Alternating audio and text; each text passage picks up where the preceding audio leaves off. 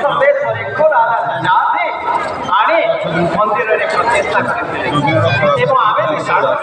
ଏ ସୁଭଦ୍ରାକୁ ମଧ୍ୟ ଲକ୍ଷ୍ମୀ ରୂପରେ ପୂଜା କରାଯାଏ। এই ସୁଭଦ୍ରା ମଧ୍ୟ ଇଏ ହେଉଛନ୍ତି ଏକାନଂସା। এই ଏକାନଂସାର ଯେଉଁ ଶବ୍ଦ ତାକୁ ଆମେ ପ୍ରଥମେ ବରାହ ମିହିରଙ୍କର ପୂର୍ଣ୍ଣ ସଂହିତାରେ ପାଉ। ତେଣୁ ଇଏ ଏକାନଂସା ଇଏ ହେଉଛନ୍ତି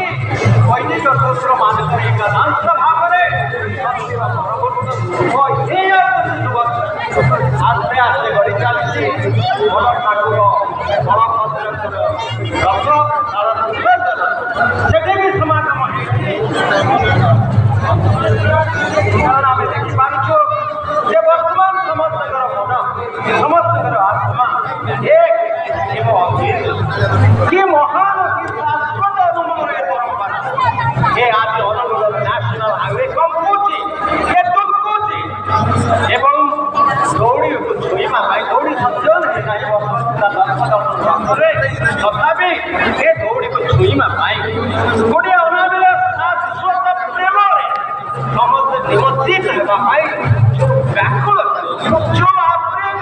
ଯେଉଁ ଭାବାବେଗ ଏ ଅକଳ୍ପନୀୟ ଏବଂ ଆମେ ଦେଖୁଛେ ଏ ସମସ୍ତ ନୟନରେ ପୁଲିସର ଯେଉଁ ମହିଳା କନେଷ୍ଟବଳ ଅଛନ୍ତି ମାତୃପତି ଅଛନ୍ତି ସମସ୍ତେ ସୁନାମୁଖୀ ମା ସୁଭାଷ ରହିଛନ୍ତି ଏବଂ ଆଉ ଗୋଟେ କଥା ଏଇ ଅବସ୍ଥା ସିଏ ସୁଭଦ୍ରାଙ୍କ କଥା ମୁଁ ଆପଣ କହିଥିଲେ ସୁଭଦ୍ରାଙ୍କୁ ବ୍ରହ୍ମା ରୂପରେ ମଧ୍ୟ ବର୍ଣ୍ଣନା କରାଯାଏ ଏବଂ ଇଏ ଥିଲେ ମଧ୍ୟ ଶିବ ମାୟା ଏବଂ ସୁଭଦ୍ରାଙ୍କୁ ମଧ୍ୟ ଆମେ କହୁଛେ କାହିଁକି